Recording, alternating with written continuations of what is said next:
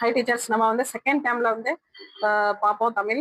First வந்து மூதுரை. இதை எழுதினவர் வந்து யாருன்னா ஔவையார். இதோட ஆசிரியர், மூதுரையோட ஆசிரியர் வந்து ஔவையார். இவருடைய பிற நூல்கள் வந்து ஆத்திச்சூடி, கொன்றை வேந்தன், நல்வழி அதெல்லாமே. மூதுரை என்னும் சொல்லுக்கு மூத்தோர் கூறும் அறிவுரை என பொருள். இது வந்து கேட்பாங்க, இந்த கொஸ்டின் வந்து நோட் பண்ணிக்கோங்க. இந்த மூதுரையில வந்து மொத்தம் எத்தனை பாடல்கள் இருக்கு அப்படின்னா 36 பாடல்கள் இருக்குது. அதாவது இது இந்த பாடல் வரி வந்து ரொம்ப ரொம்ப முக்கியமானது. மன்னனும் மாசற கற்றோனும் சீர்தூக்கின். அதாவது ஒரு அரசனை விட கற்றவனுக்கு வந்து கற்றவர்களை வந்து சீர்தூக்கி வந்து பார்ப்பாங்க அப்படிங்கிற மாதிரி ஒரு மீனிங் வந்து வரும். சரிங்களா? அப்ப மன்னன் வந்து அந்த நாட்டுக்கு வந்து எவ்வளவு பெருசோ அதுக்கும் மேல வந்து யாருன்னா கல்வி கற்ற அறிஞர்கள் வந்து ரொம்ப ரொம்ப பெருசு அப்படின்னு சொல்லிட்டு இந்த ஔவையார் இந்த மூதுரையில வந்து சொல்லியிருப்பாங்க. அதாவது சீர்தூக்கின் அப்படின்னா என்னன்னா ஒப்பிட்டு பார்ப்பது. இதுதான் வந்து இதற்கான பொருள். அதாவது நம்ம இப்ப வந்து ரொம்ப வந்து பேசிக்கா இருக்கு அப்படின்னா இந்த 6ஆம் வகுப்பு மாணவர்களுக்கு தகுந்த மாதிரி வந்து 12 வயது பிள்ளைகளுக்கு வந்து என்ன தேவை அப்படிங்கிற மாதிரி கொடுத்துருப்பாங்க. ஆனா நமக்கு இதுல இருந்தா கொஸ்டின் கேட்பாங்க. இதோட அப்டேட் வந்து பார்த்தோம் அப்படின்னா அடுத்தடுத்த கிளாஸஸ் வந்து போகும்போது இதோட பிரீஃப்னஸ் வந்து நமக்கு கிடைக்கும். அப்போ வந்து இன்னும் கொஞ்சம் நம்ம டெப்தா வந்து படிப்போம். அதனால ரொம்ப பேசிக்கா இருக்கு அப்படின்னு சொல்லி நினைக்க வேண்டாம். ஏன்னா அந்த பேசிக் கொஸ்டின்ஸ் தான் நம்ம வந்து நிறைய வந்து மிஸ்டேக் பண்றோம். ரைட்டா? அதனால வந்து நீங்க ஃபாலோ பண்ணுங்க. இந்த மாதிரியே வந்து படிச்சாலே போதும். நெக்ஸ்ட் டாபிக் வந்து துன்பம் வெல்லும் கல்வி. இதோட ஆசிரியர் வந்து பட்டுக்கோட்டை கல்யாண சுந்தரம்.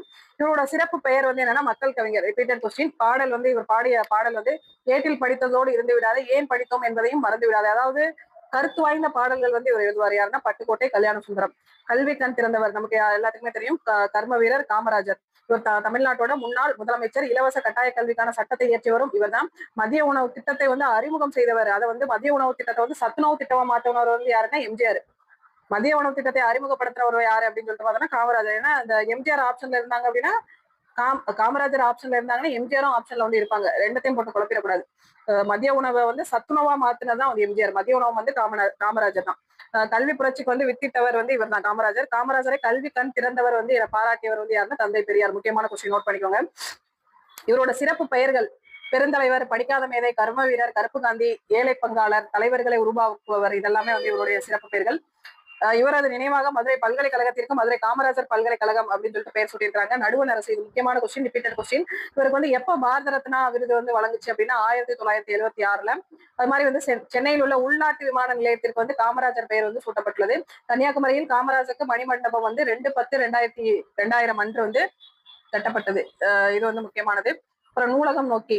ஆசிய கண்டலத்திலேயே மிகப்பெரிய நூலகம் வந்து எங்க இருக்கு அப்படின்னா சீனாவில் உள்ள டைன்ஜின் வின்கை லைப்ரரி அப்படின்னு சொல்லிட்டு லைப்ரரி வந்து எங்க இருக்குன்னா சீனால இருக்குது. அது மாதிரி இந்த கொஸ்டின் ரிப்பீட்டடா கேட்பாங்க. உலக அறிவியலின் தந்தை, அதாவது நூலக அறிவியலின் தந்தை, நூலகவியலின் தந்தை அப்படின்னு கேட்டாங்கன்னா இவர் தான். யாருன்னா அரங்கநாதன், முனைவர் அரங்கநாதன்.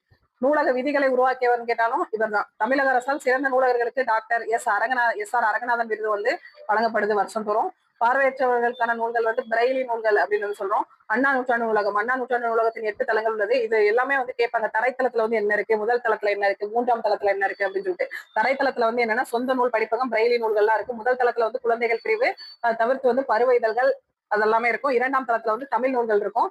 3ஆம் தளத்துல வந்து கணினி அறிவியல், தத்துவம், அரசியல் நூல்கள் அதெல்லாமே இருக்கும். 4ஆம் தளத்துல வந்து பொருளியல், சட்டம், வணிகவியல், கல்வி அது சம்பந்தமான நூல்கள் இருக்கும். 5ஆம் தளத்துல வந்து கணிதம், அறிவியல், மருத்துவம் அப்படிங்கிற நூல்கள் இருக்கும். 6ஆம் தளத்துல வந்து பொறியியல், வேளாண்மை, திரைப்படக்கலை அப்படிலாம் நூல்கள் இருக்கும். 7ஆம் தளத்துல வந்து வரலாறு, சுற்றுலா. ஒரு 8ஆம் தளத்துல வந்து நூலகத்தின் நிர்வாக பிரிவு தான் வந்து ஒரு வாட்டி கொஸ்டின்ல கேட்டாங்க. நூலகத்தின் 8ஆம் தளத்துல வந்து என்ன இருக்கும் அப்படின்னு சொல்லிட்டு. நெக்ஸ்ட் வந்து ஆசாரக்கோவை. இதோட ஆசிரியர் வந்து பெருவாயின் முள்ளியார் அப்படின்னு சொல்லுவோம். இவரோட ஊர் வந்து கயத்தூர் அப்படின்னு வந்து சொல்றோம். ஆசாரக்கோவை என்பதற்கு வந்து என்ன பொருள்? நல்ல ஒழுக்கங்களின் தொகுப்பு என்பது வந்து பொருள். 14 கணக்கு நூல்களில் ஒன்றுதான் வந்து என்ன அப்படின்னா அந்த ஆசாரக்கோவை. 100 வெண்பாக்களை வந்து கொண்டது. இதோட பாடல் வந்து நன்றி அறிதல் பொறையிடமே இன்சொல்லோடு அப்படிங்கிற வரிகள்ல வந்து தொடங்கும். கண்மணியே கண்ணுரங்கு. இது வந்து ஒரு வாய்மொழி இலக்கியங்களோட தாலாட்டு அப்படிங்கிறது வந்து இதுக்கு கரெக்டான ஒரு ஒரு இலக்கண அமைப்பு, இலக்கிய அமைப்பு எல்லாம் இருக்கணும் அப்படின்னு கேட்டோம்னா கிடையாது. நமக்கு வாய் வழியில வந்து என்ன தோணுதோ, நம்ம பாட்டிமார்கள்லாம் வந்து பாடியிருப்பாங்கல்ல, அதாவது குழந்தையை உறங்க வைக்கிறதுக்கு அந்த மாதிரி விஷயங்களுக்கு எல்லாம் பாடும்போது அவங்க வாயில வந்து என்ன தோணுதோ அதை வந்து பாடுவாங்க. அதைத்தான் வந்து வாய்மொழி பாட்டு, தாலாட்டு அப்படின்னு வந்து சொல்றோம். தாள் என்பதற்கு நாக்கு என்பது பொருள். நாவை அசைத்து பாடுவதால் இது வந்து தாலாட்டு. இந்த தாள் அப்படிங்கிற வேர்டு வந்து ரொம்ப முக்கியம். தாளுக்கு பொருள் வந்து நாக்கு. நாவை அசைத்து பாடுவதால் இது வந்து தாள் பிளஸ் ஆட்டு, தாளாட்டு. அப்ப நம்ம தாளாட்டை வந்து பிரித்து எழுதுக அப்படின்னு சொல்லிட்டு கேட்டாங்கன்னா நம்ம கரெக்டா வந்து எழுதணும். தாள் கூட்டல் ஆட்டு அப்படின்னு சொல்லிட்டு. அப்புறம் தமிழர் திருவிழா, பொங்கல் விழா. பொங்கல் விழா தான் வந்து தமிழர் திருநாள் என்று போற்றப்படுகிறது. மாடு என்ற சொல்லுக்கு செல்வம். இதுவுமே முக்கியமான பாயிண்ட் நோட் பண்ணிக்கோங்க. மஞ்சு விரட்டு என்பது மாடு பிடித்தல், ஜல்லிக்கட்டு, ஏறு தழுவுதல். இதெல்லாமே வந்து மஞ்சு விரட்டுக்கான மற்ற பெயர்கள். திருவள்ளுவர் கிமு 31 பிறந்தவர். திருவள்ளுவர் ஆண்டை கணக்கிட நடைமுறை ஆண்டுடன் 31 கூட்டிக் கொள்ள வேண்டும். திருவள்ளுவர் ஆண்டு கணக்கிடணும்னா இப்ப நம்ம 2026 இருக்குன்னா திருவள்ளுவர் ஆண்டு கணக்கிடணும்னா இதோட 31 லாஸ்ட் இருக்குல்ல 26ஓட 31 கூட்டிக்கணும். தை முதல் நாளில் வந்து திருவள்ளுவர் ஆண்டு கொண்டாட தொடங்குகிறது. தை 2ஆம் நாள் வந்து திருவள்ளுவர் தினம். ஓகேவா, இதை வந்து நோட் பண்ணிக்கோங்க. வாழ்க்கைக்கு வளம் தரும் மலை கடவுளை வழிபடும் நோக்கில் அக்காலத்தில் போகி பண்டிகை வந்து இந்திர விழாவாக வந்து கொண்டாடப்பட்டது. அது மாதிரி இந்த அறுவடை திருவிழால இருந்து கண்டிப்பான ஒரு முறையில் ஒரு கொஸ்டின் வரும். அறுவடை திருநாள் வந்து ஆந்திரா, கர்நாடகா, மகாராஷ்டிரா, உத்தரப்பிரதேசம் ஆகிய மாநிலங்கள் வந்து எப்படி அழைக்கப்படுறதுன்னா மகர சங்கராந்தி அப்படின்னு அழைக்கப்படுது. பஞ்சாப்ல வந்து லோரி, இது பஞ்சாப் தான் கேட்டிருந்தாங்க. குஜராத், ராஜஸ்தான் மாநிலங்களிலும் உத்தராயன் அப்படின்றும் கொண்டாடப்படுகிறது. மனம் கவரும் மாமல்லபுரம். இந்த மாமல்லபுரம் வந்து பல்லவ அரசர்களோட சிற்பம். சரியா, நரசிம்மவர்ம பல்லவரசன் மற்போரில் சிறந்தவன் என்பதால் மாமல்லன் அப்படின்னு சொல்லிட்டு அழைக்கப்பட்டார். நரசிம்மவர்மனோட தந்தை வந்து மகேந்திரவர்ம பல்லவர் ஆவார். மாமல்லபுரத்தில் காண வேண்டிய இடங்கள் வந்து என்னன்னா அர்ச்சுனன் தபசு, கடற்கரை கோவில், பஞ்சபாண்டவர் ரதம், ஒற்றைக்கல் யானை, குகைக்கோயில், புலிக்கொகை, திருக்கடல் மல்லை, கிருஷ்ணரின் வெண்ணெய் பந்து, கலங்கரை விளக்கம், இதெல்லாமே வந்து மாமல்லபுரத்துல பார்க்கக்கூடிய இடங்கள். சிற்பக்கலை வந்து 4 வகைகளா வந்து வகைப்படும். இதுவுமே கேட்பாங்க. அது என்னென்ன வகை அப்படின்னு பார்த்தோம்னா ஃபர்ஸ்ட் வந்து குடைவரை கோயில்கள், ஒற்றைக்கல் கோயில்கள் அப்படின்னா ஒரு கல்லே வந்து செதுக்கியிருப்பாங்க. கட்டுமான கோயில்கள், புடைப்பு சிற்பங்கள், இது எல்லாமே. அதாவது புடைப்பு சிற்பங்கள்னா ஒரு பாறை இருக்குன்னா அந்த பாறையை வந்து 2ஆ உடைக்காம அதிலே வந்து சிற்பங்கள் வந்து செதுக்கியிருப்பாங்க. அதைத்தான் நம்ம என்ன சொல்றோம், புடைப்பு சிற்பங்கள் அப்படின்னு சொல்லுவோம். இந்த 4 வகைகளும் காணப்படும் ஒரே இடம் தான் வந்து எங்க அப்படின்னா மாமல்லபுரம். நெக்ஸ்ட் வந்து நானிலம் படைத்தவன். ஆசிரியர் வந்து முடியரசன், இயற்பெயர் வந்து துரைராசு. இது வந்து கேட்டிருந்தாங்க. முடியரசனோட இயற்பெயர் வந்து என்னன்னா துரைராசு. பூங்கொடி, வீரகாவியம், காவியப்பாவை ஆகிய நூல்கள் எல்லாமே அவர் எழுதியிருக்காரு. இவரோட எப்படி பாராட்டப்படுறாருன்னு பாருங்களேன். திராவிட நாட்டின் வானம்பாடி அப்படின்னு சொல்லிட்டு பாராட்டப்படுகிறார். இப்பாடல் வந்து புதியதோர் விதி செய்வோம் என்னும் நூலில் வந்து இடம்பெற்றுள்ளது. பாடல் வரி வந்து எப்படி இருக்குன்னா கல்லெடுத்து முள்ளெடுத்து காட்டு பெருவெளியே என தொடங்கும் அப்படிங்கிற பாடல்ல ஸ்டார்ட் ஆகுது. இதோட சொற்பொருள் வந்து என்ன அப்படின்னா சமர் அப்படின்னா போர், கலனி அப்படின்னா வயல், மரம் அப்படின்னா வீரம், களம் அப்படின்னா கப்பல், கடலோடு விளையாடு. இந்த படம் வந்து நல்லா இருக்கும். ஏற்றப்பாட்டு, ஓடப்பாட்டு முதலான தொழிற்பாடல்களும், விளையாட்டு பாடல்கள், தாலாட்டு பாடல்கள் ஆகியும் நாட்டுப்புற பாடல்கள். அப்ப நாட்டுப்புற பாடல்கள் உள்ள அடங்குவை எவைன்னு கேட்டாங்கன்னா இது எல்லாமே ஏற்றப்பாட்டு, ஓடப்பாட்டு, இதெல்லாமே வந்து என்னன்னா தொழில் பாடல்கள். அதாவது தொழில் செய்யும் போது கலப்பு தெரியாம இருக்கிறதுக்கு வந்து பாடக்கூடிய பாடல்கள் தான். முன்னாடி வந்து அந்த 80s 70s படத்துல எல்லாம் பார்த்தோம் அப்படின்னா காட்டு வேலை, களை எடுக்கும் போது, வயல்வெளியில வேலை செய்யும் போது என்ன பண்ணுவாங்கன்னா பாட்டு பாடிட்டே பண்ணுவாங்க அந்த வேலையை. அப்ப பாட்டு பாடிட்டே பண்ணும்போது அவங்களுக்கு வந்து கலைப்புங்கிறது வந்து இருக்காது.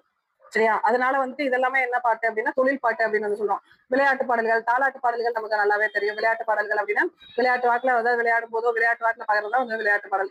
பாடல் வந்து சக்திவேல் தொகுத்த நாட்டுப்புற இயல் ஆய்வு என்னும் நூலில் வந்து இடம்பெற்றுள்ளது. இதோட பாடல் வந்து எப்படி ஆரம்பிக்கும், விடிவெள்ளி நம் விளக்கு அப்படின்னு சொல்லிட்டு ஆரம்பிக்கும். ஜலேசா விரிகடலே பள்ளிக்கூடம் அப்படிங்கறத வந்து தொடங்கும் இந்த பாடல் வரிகள். அடுத்து வளரும் வணிகம். இந்த பாடம் வந்து ரொம்ப ரொம்ப ரொம்ப முக்கியமான படம். நோட்ஸ் எடுத்துக்கோங்க. உமனர் போகலும், இது வந்து எங்க இருக்கு அப்படின்னா நற்றினையில இருக்கு. பாடலோடு வந்து கூலோடு பெயரும். குறுந்தொகை. இந்த பாடல் வரி இடம்பெற்ற நூல் வந்து குறுந்தொகை. பொன்னோடு வந்து கரியோடு பெயரும். இது வந்து என்னன்னா அகநானூறு. இப்ப இதை எப்படி வந்து ஷார்ட்கட் வச்சுக்கலாம்னு வந்து யோசிங்களேன். பாலோடு பெயரும், அதாவது கூலோடு பெயரும். கூழ் குறுந்தொகை. அதாவது கூழ் வந்து எப்படி குடிப்போம், அகன்ற பாத்திரத்துல வந்து குடிச்சோம் அப்படின்னா அதை நம்ம கொட்டிரும். அப்போ வந்து நம்ம என்ன எப்படி பார்த்தோம், குறுகிய அந்த வாயுடைய பாத்திரத்துல குடிக்கும் போது அந்த கூழ் வந்து கொட்டாது. அப்ப கூலோடு பெயரும். பாலோடு வந்து கூலோடு பெயரும். அது எதுன்னா குறுந்தொகை. பொன்னோடு வந்து கரியோடு பெயரும். அது வந்து என்னன்னா அகநானூறு. அந்த மாதிரி வந்து ஏதாவது ஒரு கோடு வேர்டு வந்து ஞாபகம் வச்சுக்கோங்க. வணிகர்கள் வண்டிகள் பொருளை ஏற்றி சொல்லும் போது குழுவாக செய்வார். குழுவை வந்து வணிக சாத்து அப்படின்னு வந்து சொல்லுவாங்க. பழங்காலத்தில் தமிழ்நாட்டிலிருந்து மிளகு, தேக்கு, முத்து, மகிழ் தொகை, அரிசி, சந்தனம், இஞ்சி ஆகியவை வந்து என்ன பண்ணாங்கன்னா ஏற்றுமதி வந்து பண்ணாங்க அப்படின்னு சொன்னாங்க. தமிழ்நாட்டுல வந்து அதாவது இங்கிலீஷ்ல வந்து ஒரு லெசன் இருக்கு.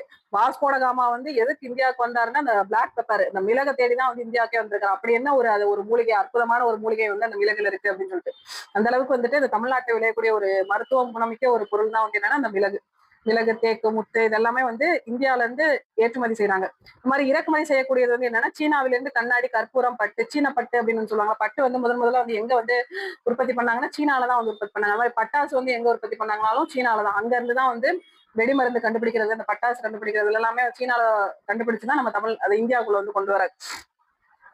மாதிரி அரேபியால இருந்து என்னன்னா குதிரை இதெல்லாமே வந்து இறக்குமதி செஞ்சாங்க. பிறவும் தம போல் செய்யும். இது வந்து எந்த நூல் அப்படின்னா திருக்குறள். அதாவது பிறரையும் வந்து நம்ம அதாவது ஒருத்தருக்கு வந்துட்டு துன்பம் நடக்குது அப்படின்னா அந்த துன்பம் வந்து நமக்கு வர மாதிரி நமக்கு நடந்தா எப்படி இருக்குமோ அந்த அளவுக்கு வந்துட்டு கருதணும். அதைத்தான் என்ன சொல்லிருக்காங்க, பிறவும் தவ போல செய்யும் அப்படின்னு சொல்லிட்டு சொல்றாங்க. இது வந்து எங்கன்னா திருக்குறள்.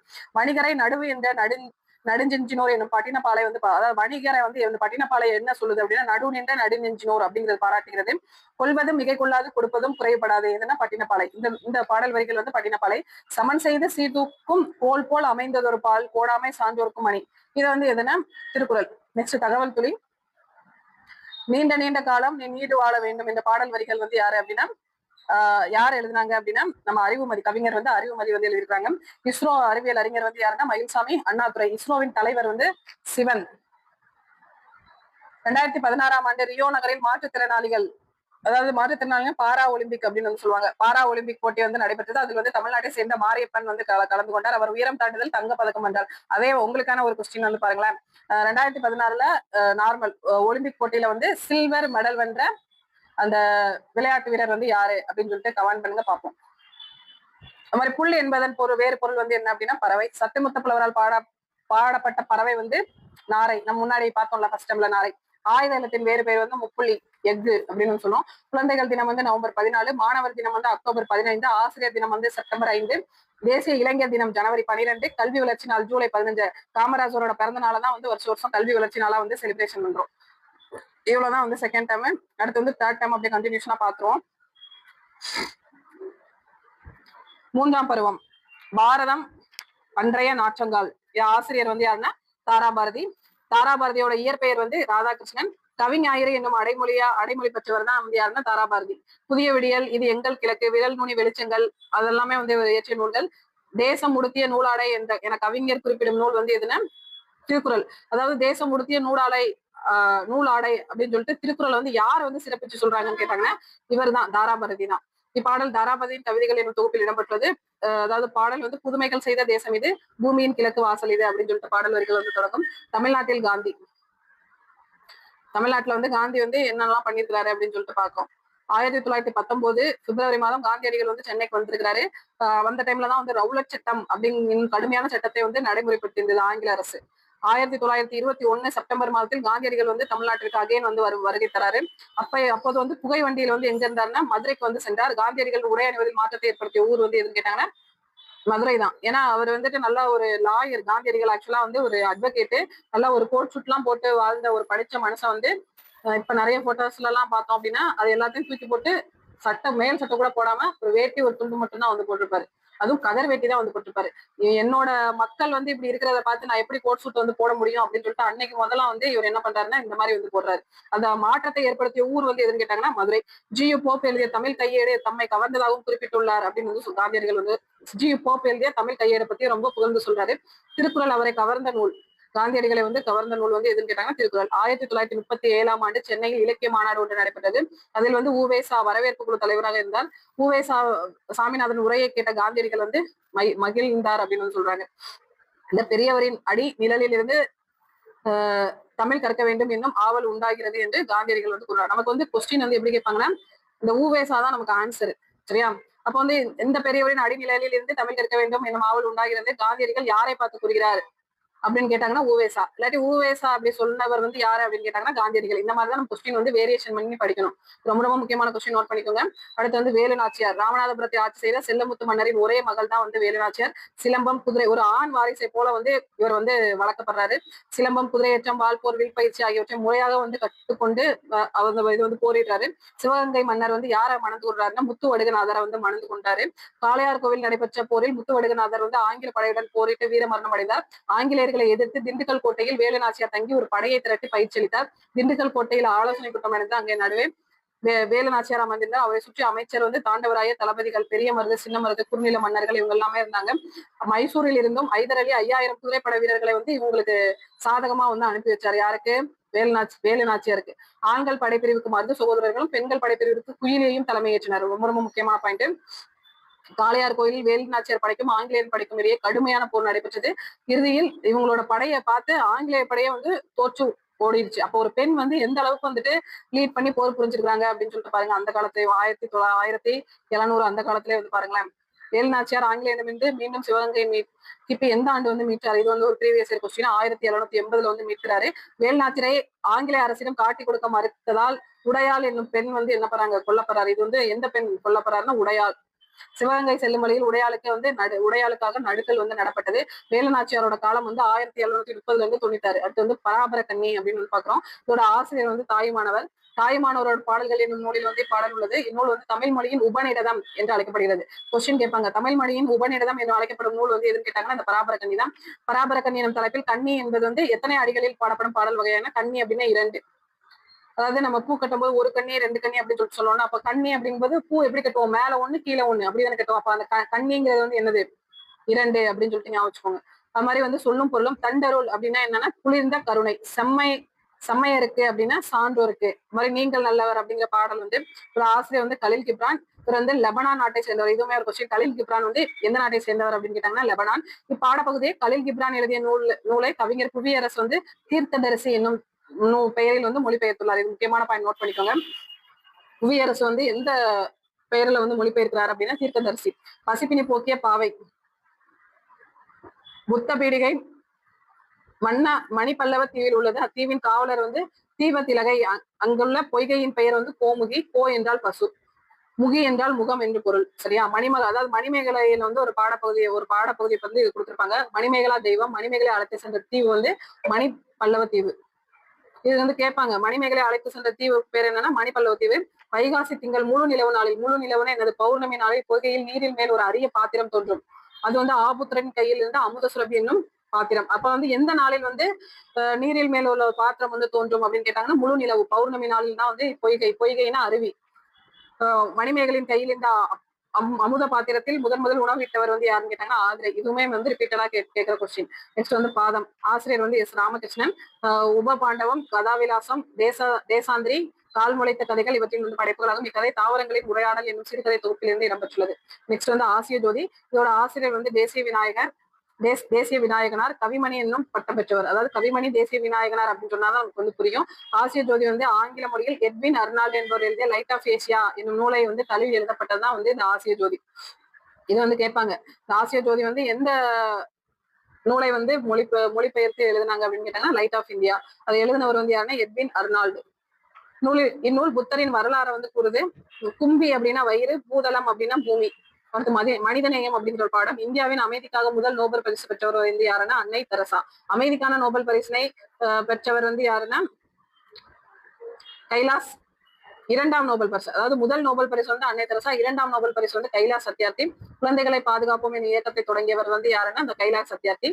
கைலாஷ் சத்யார்த்தி கடந்த 30 ஆண்டுகளில் 86,000 குழந்தை தொழிலாளர்களை மீட்டுள்ளார். இந்த வேர்டிங்ஸ் வந்து இந்த நம்பர்ஸ் வந்து ரொம்ப முக்கியம், நோட் பண்ணிக்கோங்க. 86,000.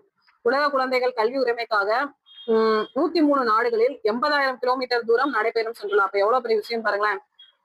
குழந்தைகளை தொழிலாளர்களாக மாற்றுவது மனித தன்மைக்கு எதிரான குற்றம். உலகத்தை குழந்தைகளின் கண் கொண்டு பாருங்கள், உலகம் அழகானது அப்படின்னு சொன்னவர் வந்து யாருன்னா கைலாஷ் சத்யார்த்தி. வாழ்க்கை என்பது நீ சாகும் வரை அல்ல, மற்றவர் மனதில் நீ வாழும் வரை அப்படிங்கிற அந்த வேர்டிங்ஸ் சொந்தக்காரர் வந்து யாருன்னா அன்னை தெரசா. இது நல்லா இருக்கு, இந்த கோட்ஸ் வந்து நல்லா இருக்கு, நோட் பண்ணிக்கோங்க. தமக்கென முயலான் என்றால் பிறர்க்கென முயலும் உண்மையான. இது வந்து எந்த பாடல் வரிகள் அப்படின்னா புறநானூற்று பாடல் அடிகள்.